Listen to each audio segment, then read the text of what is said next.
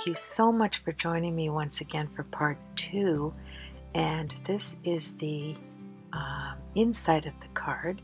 I'm just getting cleaned up and ready to begin the front cover. And what's so very nice about the front cover is we're going to be using that beautiful smelling shelf paper in roses. So now I'm just putting down a little bit of black right there of the sticker strip so you don't see any of the white cardstock, and I'm taking my Tim Holtz black soot and going around all of the edges of the card. Especially if you make a large card like this, you want to check all of your edges to make sure they're nicely colored in, unless it's an all white card, right? Yes. So anyway, now we're going to put down the actual acetate from the other side where the roses are, so that that cylinder will fold over for us to put our roses and our battery operated candle. So I'm taking the strips off after I secure the tape underneath, and here we go. It's a delightful card. It's a wonderful card when you think this through in your mind and it actually works when you're finished it. I'm so happy with it, and I think Janet will be happy to receive it. I thought it'd be nice to put in her motel room on her bureau, and with the candle and the roses in it, welcoming her back. That's what I was trying to say. Yes, it's after midnight again. Oh, yeah, I love these editing moments with you. So now I'm going to put that inside the bottom, slide it up. It works perfect size. And then, oh, there it goes. And it lights up all of those beautiful roses. I know I'm going a bit fast there. But anyway, here's that rose box I got at the dollar store. And this thick, thick paper is beautiful. And I am so excited to show you what I did, the techniques that I used with this paper as we get some double-sided tape down, and I'll show you. Isn't it gorgeous? So we're going to apply this with the really thick double-sided tape here. Yes, the Suquang tape, and this is 2-inch tape. I put it all over the front of the card, right like that, because you want to have it secure, because I have that 1/16 of an inch in the middle for the fold. So even when you're putting the paper down on the front, you want to keep it nice and tight, and then you can just work the fold into the back. So I'm adding, you won't see any white cardstock when I'm finished. Yes, and this way it secures the paper. It allows you to have to be able to put as much elements as you want on the front too. So there we go, and press it down. So we have acetate on the right side, and we're also going to put acetate on the left side, so the complete inside will have acetate on all of the cardstock. And isn't that cylinder? I was just thinking that when Janet was coming, my thoughts for making this card was I was going to buy her a vase to set by her bureau at the motel, and then I thought, no, I'm going to make a card with the vase attached, and that's how this card came to being. And I love roses, and I love this roses card. Now you're thinking to yourself, maybe, oh my, look at the blue color with all of that green on the inside. Excuse me. But no, it works out well, because we're going to get some distress inks, and we are going to make it the same color as the inside with highlights around all of the butterflies and roses. It's going to look beautiful. So now I'm just cutting off all the edges tight to the cardstock. And as you can see, those two roses, don't they look pretty behind the acetate, and the roses going up the middle there. And now I'm working in that 1/16 of an inch fold, and there's the front, And we have it halfway done, just about now. It is going to be wonderful. It's almost like I'm doing it over again. I just love watching this card in process. So now we are just going to take the double-sided tape off, and we are going to add the acetate first on the inside, and you have to really hold up that cylinder to get that in there even. Yeah, see, I'm working it on every angle because I don't like anything crooked, because it was measured to fit perfectly, right? So you have to be just slow and methodical while you do this, while you take the tape off. And we did it. So now what we're going to do is we are going to add the lace on the outside of the acetate. So now we have acetate on each side of the cylinder. The cylinder has the beautiful roses on the acetate. And now here's where the creation begins to take place. It is simply a beautiful card, and I am just so pleased to be able to give it to Janet. Now I am taking matching up. I took a little piece of paper here so I could match the greens, and I think I ended up with the forest moss on here. And this took a while because I don't like to see any, you know, I'm going 1,000 miles an hour here, right? And I don't like to see anywhere you started or stopped. I like it to be a really nice transition into the paper. And so see the difference between the blue and the green? You'd never know when I'm finished that we started out with that blue color. And what I like about this is when you have different patterns on here, like the roses and the butterflies, I like to stay a little ways away from them when I'm doing my distress inking. That way it looks like a sun-kissed shadow on all of the elements, and you'll see that once I'm finished. And I am going so lightly, you can't even believe. It took a while to get this done because you want to start at the right places and end at the right places so that you aren't left with any round spots. You want it to be a nice flowing, isn't that beautiful, transition on there. So I'm really happy with the paper so far. And now I'm going to take my glue, and this is my Fabri-Tac. Fabri-Tac and the beacon glue work the same as glossy accents. They dry just as crystal clear, but you get 3 times the size of Michael's for your 40% coupon. So you're saving so much money using the Fabri-Tac or the beacon glue. I'm going to apply all of the beacon glue on every butterfly there, and then I'm going to apply the smaller beacon glue over all of the other elements, the little flowers. So here I am showing you once again, while I waited for that to dry, and it finished drying overnight. You want to have it overnight, and I'm just showing you how this looks. And then we're going to take the card and get the back of it finished, I hope. Yeah, there it is. Isn't that sweet? I wanted you to have a real close-up on that. Yep, see, it's not falling out. So that's a good thing, isn't it? It works out very well. So here you have all of that beacon glue. See how it dries? I think it's just, I don't know, compared to the glossy accents, I think it's a dead ringer. I just love using the beacon glue. And now I'm taking a piece of cardboard. You buy these in a package of 50, and it's not as thick as real cardboard, but it's not as thin as paper. It's probably about 200 pounds. And I'm putting the shelf paper that I got at the dollar store. We're going to cut a piece out, and this is where I'm going to put the dies. Now here's where the fun elements are going to come into play on this card. I'm going to situate my butterfly dies on the flowers. I want them on one butterfly and then all of the flowers, because I am going to do a 3D flower.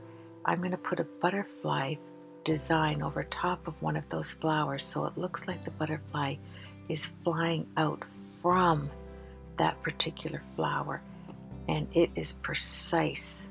It's precisely over top of the pattern.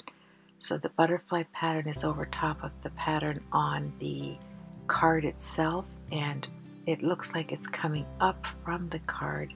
See, they each have a design. I will match those designs into the paper, and then I will buff it with the green distress ink, and you aren't going to believe how beauteous that looks. I am telling you. I can't wait to get to that part.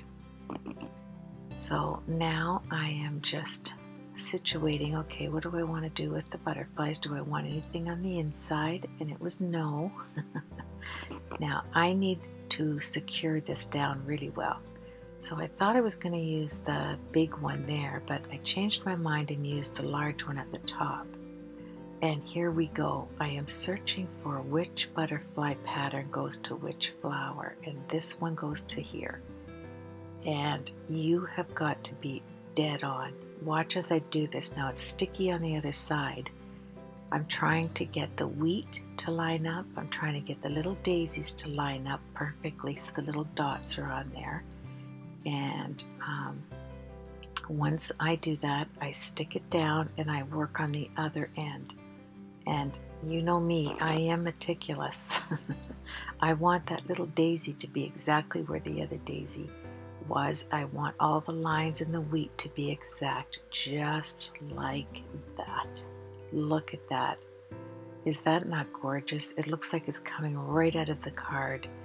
And I just, all of these things have been running through my mind all week to do with this, ever since I got this shelf paper at the dollar store. Isn't it something how all of these techniques run through your mind and you just can't settle your mind until you do it for an actual project? So now I'm trying to find the pattern here and joining the rows and the other rows and the little wheat, and then I have the daisies to line up, and it will line up perfectly. There we go. And we have the stick it on the back of that, right? So it is really, see, I noticed that the daisy was off just a hair. I don't want any of it off. I want it, when you look at it, I want you to think, how did that go like that? You know, how does it, out of the paper, it's so perfect. And that's the look I'm going for. Now look at this close up. Right out of the flowers. You cannot tell at all. It's so beautiful. I love that 3D effect. I love the, look at that when you hold it that way. Isn't this gorgeous? Oh, Janet, I hope you like this. Days and hours, I tell you, I spend it on this card. And you know what the funny thing is? I'm talking to my subscribers and people that like to watch my videos here. We're not strangers. I'm just talking to you here.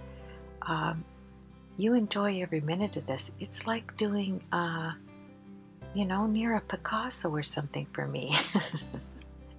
Well, not a Picasso. Okay, let's not go that far. But I mean, my cards, they're like little pieces of artwork to me. And I hate stopping when it's over with.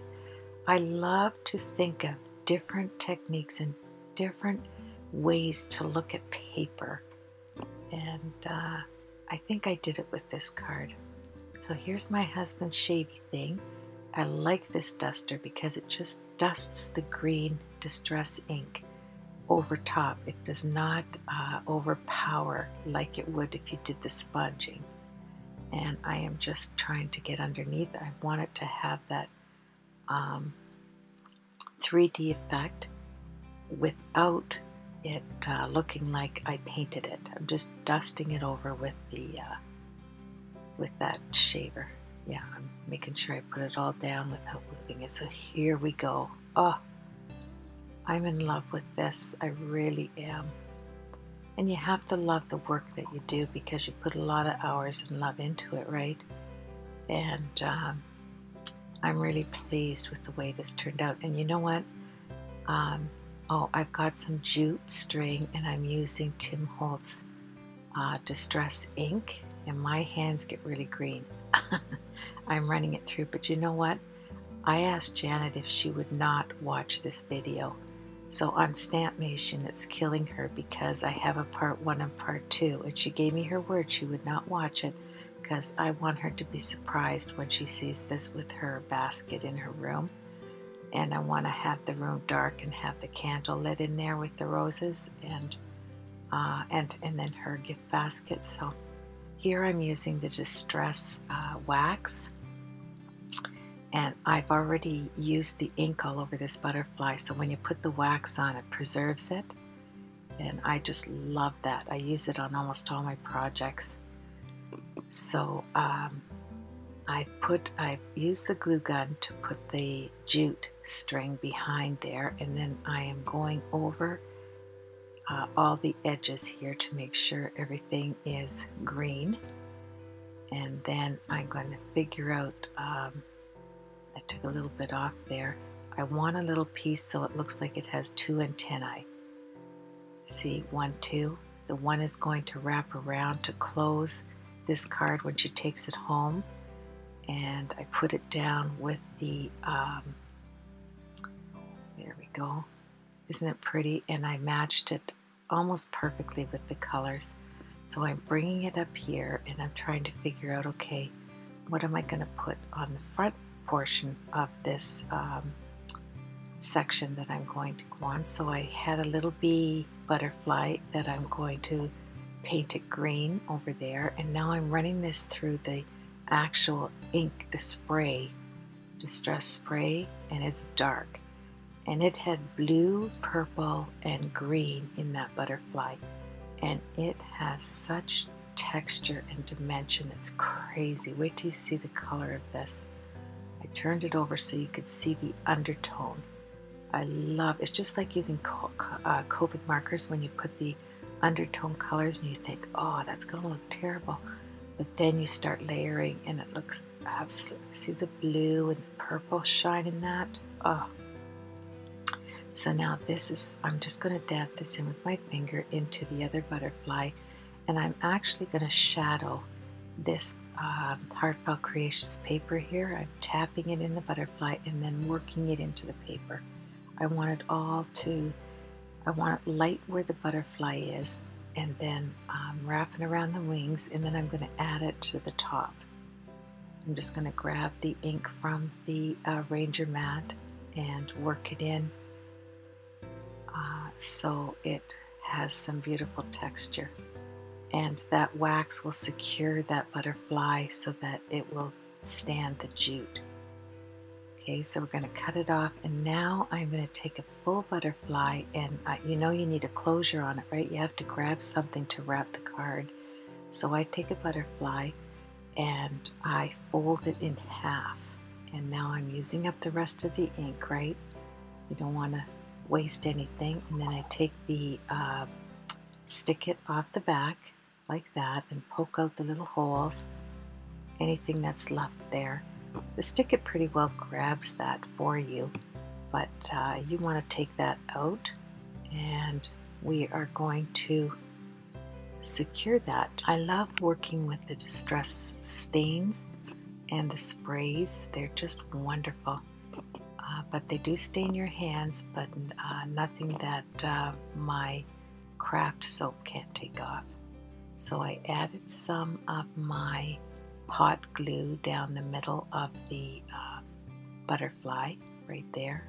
There we go. And I'm going to put the jute in there, and I'm going to fold it over, and we are going to use like a half butterfly as the clasp, and that half butterfly will tuck underneath the small butterfly on the left, and it will hold there to keep this shut. So Janet, when you get to see this, you'll see it hanging there.